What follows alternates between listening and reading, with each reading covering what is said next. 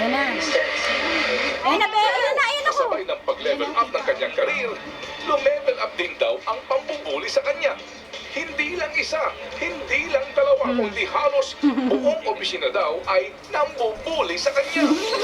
Ang tingin ko nga, kaya nila ako ginaganon, binubuli. Dahil nga, probinsyano ko. Minsan, ang ganda ng batay mo, sabihin na pangit-pangit mo, gaganin ka. Minsan, habang nagkukol ako, may dadaan, hilahin ang buhok ko, ganun. Para daw maalis ang antok sa trabaho ng mga call center agents, ang pambubuli kay Dennis ay lumalas na, naging hobby kumbaga. Pinapatayan nila ako ng system habang nagkukol ako.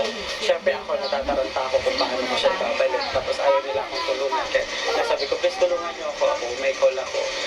Ang gagawin nila, magtatawanan na lang sila. Madalas kong ginagawa sa CR, yung pag-iyak. Pagka hindi ko na kaya, nag-break ako. Pero hindi ko pinapahanap na sa kanila na nasasaktan na ako. Sa